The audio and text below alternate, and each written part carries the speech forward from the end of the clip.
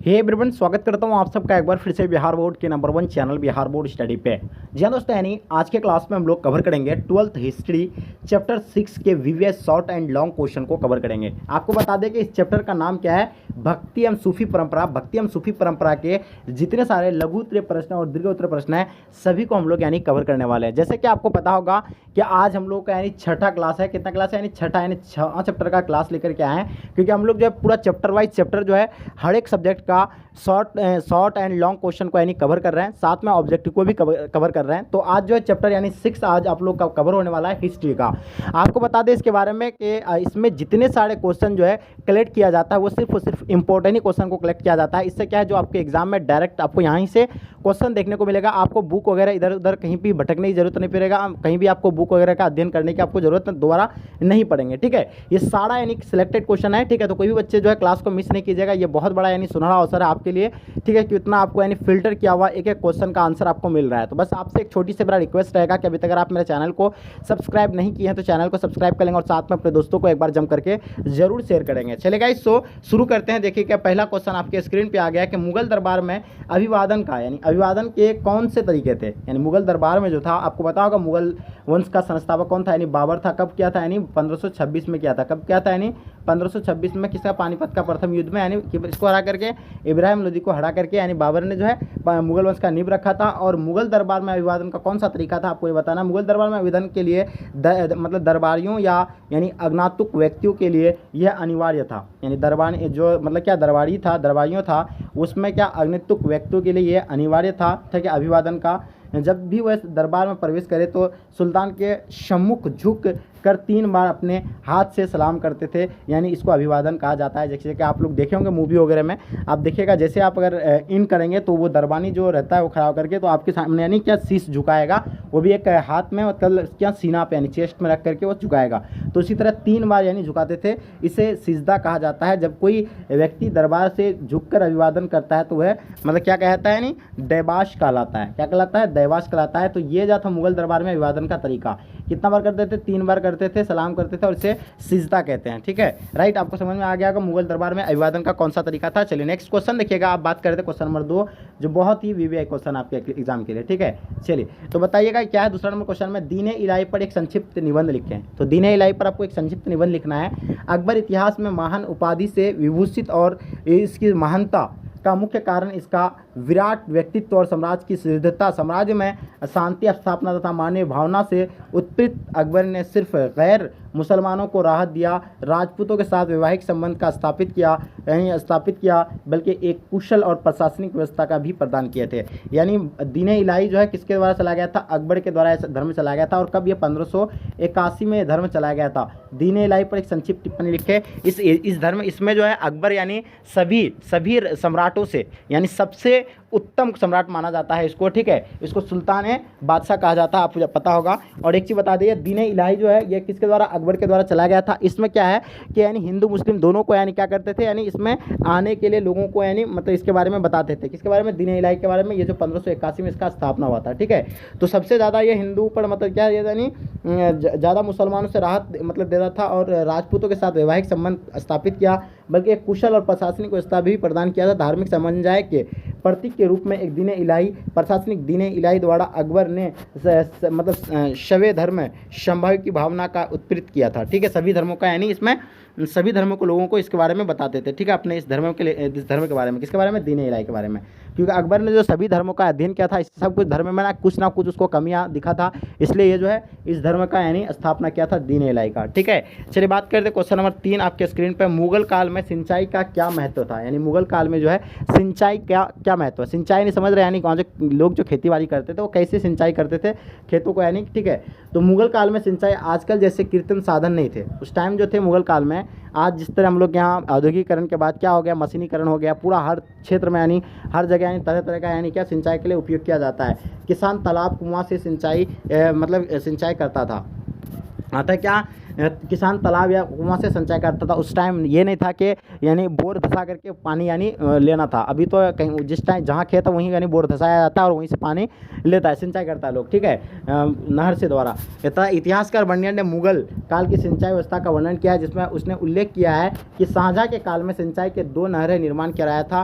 शाहजहाँ ने पुरानों नहरों का यानी क्या जीर्णोद्धार भी कराया था, उनको सिंचाई का योग्य बनाया था। मुगल सम्राट ने तालाब तथा कुओं का निर्माण कराया। पुराने कुओं की सफाई की जाती थी जिससे किसानों को अधिक पानी मिलता था। ठीक है, तो ये यहाँ का सबसे ज़्यादा क्या था, यानी किसान का तालाब एवं कुआं से यानी यहाँ का लोग जो है क्या करते थे, यानी सिंचाई करते थे। कहाँ के? मुगल काल के। तो आई होप इसके बारे में भी आपको समझ में आ गया होगा। अब बात करते हैं क्वेश्चन नंबर चौथा आपके स्क्रीन पे। मुगल काल में निर्मित 4 स्थापत्य कलाकृति के नाम लिखिए। यानी मुगल काल में 4 स्थापत्य यानी कलाकृति के नाम बताइए। तो मुगल काल में जो निर्मित 4 स्थापत्य क्या है, एक बुलंद दरवाजा, ठीक है, जो अकबर के द्वारा बनाया गया था और ये कहाँ पे है, फतेहपुर सीकरी में है। जो फतेहपुर सीकरी कहाँ पे है, उत्तर प्रदेश में है। दूसरा इसका है कि लाल किला। दूसरा क्या, लाल किला जो दिल्ली में है, आपको पता होगा लाल किला। इसका मतलब क्या, स्थापत्य कला का दूसरा उदाहरण इसका क्या है, स्थापत्य कला का लाल किला। तीसरा उदाहरण ताजमहल है, क्या है, ताजमहल है। चौथा जमा मस्जिद। ये जितने सारे हैं ये आपको बता रहे हैं, ये सभी मुगलों का है ये। ठीक है, चलिए आगे। तो इसके बारे में आपको समझ में आ गया कि मुगल काल में निर्मित 4 स्थापत्य यानी कलाकृति। तो आपको आई होप समझ में आ गया होगा, ये 4 महत्वपूर्ण था। चलिए बात करते हैं क्वेश्चन नंबर 5 आपके स्क्रीन पे। अकबर ने जजिया कर क्यों समाप्त किया था? यानी अकबर ने जो है जजिया कर समाप्त क्यों किया था? देखिए जजिया कर किसको कहा जाता है? जजिया जो है यानी उन लोगों से लिया जाता था तो जो गैर मुस्लिम थे उससे जो है क्या, यानी जजिया लिया जाता था। और इसका जो है ये अकबर जो है इस पर यानी कर समाप्त कर दिया था।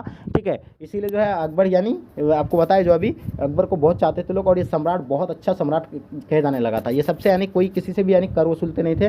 ठीक है, मुगल वंश के में अकबर शासन के काल में नए राजनीतिक चिंतन, प्रशासनिक संगठन और संस्कृति के विकास के लिए महत्वपूर्ण माना जाता है। मुगलों के भारत में सिद्ध करने के लिए अकबर ने धार्मिक असहिष्णुता ने स्ना की जगह धार्मिक सहिष्णुता की नीति अपनाई। इसे कारण और मुसलमान पर लगने वाला जजिया धार्मिक कर को समाप्त कर दिया था। ठीक है, मुसलमानों पर जो कर था उसको भी समाप्त कर दिया था। कौन सा? यानी अकबर ने ही सारा यानी जाकर के क्या था, यानी कर यानी समाप्त कर दिया था सभी का। तो ये भी आई होप समझ में आ गया होगा 5 नंबर क्वेश्चन का। अब बात करते हैं 6ठा नंबर क्वेश्चन। अकबर की मनसबदारी व्यवस्था की विवेचना करें। अब देखिए मनसबदारी व्यवस्था क्या है अकबर का। तो देखिए 1573 में भारत में मुगल सम्राट अकबर ने मंगोलों प्रेरणा लेकर दशमलव पद्धति के आधार पर मनसबदारी प्रथा का यानी चलाया था। किसने? दशमलवी प्रणाली के आधार पर यानी पद्धति के आधार पर मनसबदारी प्रथा चलाया था। और प्रत्येक मनसबदार को दो क्या देते थे, यानी 2 पद जात और सवार दिए जाते थे। एक मनसबदार के पास जितने सैनिक रखने होते थे वह जात का सूचक था। सवार से तात्पर्य मनसबदार को रखने वाले घुड़सवारों की संख्या से था। जहांगीर ने खुर्रम शाहजहाँ को 1000 और 5000 का मतलब मनसब दिया था। अर्थात शाहजहाँ के पास 10,000 सैनिक और 5000 घुड़सवार थे। सबसे छोटा मानस यानी 10 का और सब मतलब और बड़ा 60,000 तक का, यानी कितना यानी का 60,000 तक का था। और बड़े मनसब राजकुमारों तथा राज परिवारों के सदस्य को ही दिए जाते थे। बड़े मनसबदार किसको दिया जाते थे? मनसबदार राजकुमार तथा राज के परिवार के सदस्य को ही दिए जाते थे। जहांगीर के काल में मनसबदार व्यवस्था में मतलब दुआसवा सवार पद के दुगुने घोड़े से ही आसवा सवार पद के मतलब तिगने घोड़े से यानी प्रणाली लागू हुई थी। हिंदू मुस्लिम दोनों मनसबदार हो सकते हैं और इनकी नियुक्ति पदोन्नति और पदच्युति सम्राट द्वारा की जाती थी। तो ये इसके बारे में आपको समझ में आ गया। अकबर की मनसबदारी व्यवस्था के बारे में आपको आई होप समझ में आ गया होगा। अब बात करते हैं 7वां नंबर क्वेश्चन क्या कहलाता है कि ताजमहल के 2 मुख्य विशेषता बताइए। जैसे कि आपको ताजमहल के बारे में पता है, ताजमहल कहाँ पे? आगरा में। इसको बनाया था किसने? तो आपको पता होगा मुमताज़ महल की याद में बनाया गया था। और किसने बनाया? शाहजहाँ ने बनाया था। ठीक है, ये भी तो आपको इसके बारे में पता ही होगा। चलिए भारत के आगरा शहर में स्थित एक वैश्विक धरोहर यानी विश्व में 7 आश्चर्य यानी 7 दुनिया का कितना अजूबे चीज़ है? 7 है। 7 अजूबे की चीज़ों के लिस्ट में जो है इसको जो है शामिल किया गया है। किसको?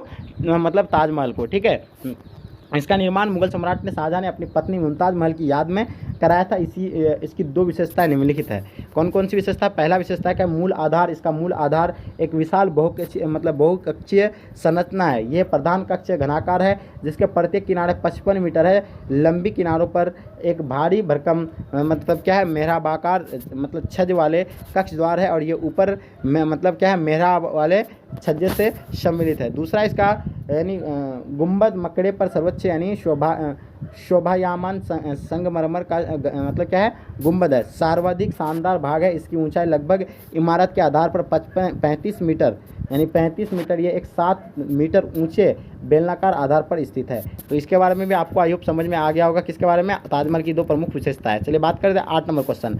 सामान्य लोगों के जीवन का पूर्ण निर्माण इतिहासकार कैसे करते थे? यानी सामान्य लोगों के जीवन का पूर्ण निर्माण इतिहासकार कैसे करते थे? देखिए सामान्य लोगों के जीवन का पुनर्निर्माण, इतिहासकार सामान्य लोगों के जीवन का पुनर्निर्माण करने के लिए विभिन्न प्रकार के ऐतिहासिक स्रोत का, साहित्यिक और पुरातात्विक सहारा लेते थे। किसका लेते थे? साहित्यिक स्रोत और क्या? पुरातात्विक स्रोत का यानी सहारा लेते थे। पुरातात्विक की खोज से पूर्व साहित्यिक ग्रंथों के आधार पर इतिहास लिखा गया था, यानी किसके द्वारा लिखा जाता था? यानी ग्रंथ पुरातात्विक से पहले यानी साहित्य लिखा गया था, साहित्य के ग्रंथ के आधार पर ही इतिहास लिखा गया था। उदाहरण के लिए आर्य जीवन के इतिहास का वैदिक ग्रंथ के आधार पर यानी पुनर्निर्मित किया गया है। बौद्धिक काल और जैनक काल का अनेक विवरण इस काल के ग्रंथों में वर्णित बातों के आधार पर दिया गया है। मौर्यकालीन जनजीवन की बहुत कुछ जानकारी बौद्ध और जैन ग्रंथ से होती है। भारत में यानी किसका?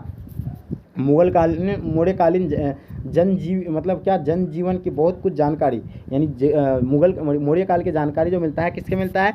ग्रंथ में मिलता है। और वह विदेशी यात्री का क्या था? आगमन होता रहा और उन्होंने अपने यात्रा विवरण भारत में कई क्षेत्रों का वर्णन किया। उदाहरण के लिए यूनानी तथा मैगस्तीन चंद्रगुप्त मौर्य के दरबार में 302 से ईस्वी से पूर्व से 298 ईस्वी पूर्व तक रहा। उसने अपनी पुस्तक इंडिका में भारत के आम लोगों के जीवन के रोचक वर्णन किया गया। कौटिल्य द्वारा रचित अर्थशास्त्र मौर्यकालीन जनजीवन के इतिहास का प्रस्तुत करता है। इस प्रकार यह कहा जा सकता है कि इतिहास का साहित्य के आधार पर ही सामान्य लोगों का जीवन का पुनर्निर्माण करते हैं। पुरातत्व साधन यथा अभिलेख, सिक्के, मूर्ति, स्मारक और भवनवेश और उनके लोगों के जीवन का वर्णन करने में इतिहासकार की मदद करते हैं। उदाहरण के लिए कुषाण काल में सोने के सिक्के अधिक मिलने से ऐसे प्रतीत होता है कि सामान्य लोगों की आर्थिक दशा अच्छी थी। हड़प्पा के स्थलों से बैलगाड़ी के खिलौने मिलने से इतिहासकार के इस उल्लेख का आधार बनता है कि लोग परिवहन के साधन के रूप में बैलगाड़ी का प्रयोग करते थे। ठीक है, तो इसके बारे में भी आपको आई होप समझ में आ गया होगा। ठीक है, यह 8 नंबर क्वेश्चन है। बात करते हैं क्वेश्चन नंबर 9 आपके स्क्रीन पर। सूलेह कुल से आप क्या समझते हैं? यानी सूलेह कुल क्या है? यानी सूलेह कुल से आप क्या समझते हैं? अकबर ने महसूस किया कि सभी धर्मों का एक ही उद्देश्य है, अतः उसने सर्वधर्म सामान्य अर्थात सब धर्मों के अच्छा बातें लेने का मार्ग पकड़ा और इसी को यानी उसने सूलेह कुल कहा। इस तरह सब धर्मों की अच्छी बातों को लेकर उसने दीन इलाही चलाया था। यानी कि ना सूलेह कुल से क्या है? अकबर के द्वारा महसूस किया गया था सभी धर्मों का एक उद्देश्य। आपको बताए कि यानी अकबर जो सभी धर्मों का क्या प्रशिक्षण किया था, लेकिन सब धर्मों में उसको क्या कुछ नहीं यानी उसको कमियां दिखा, तब वो यानी क्या किया? सूलेह कुल से यानी उसको कहा और वो सूलेह कुल कहा और इस तरह सभी धर्मों की अच्छी बातों को लेकर उसने एक नया धर्म का यानी निर्माण किया, जिसका नाम क्या था? दीन इलाही, जो 1581 में चला गया था और ये कुछ दिन तक चला, उसके बाद फिर ये भी खत्म हो गया। अब बात करते हैं क्या हम लोग?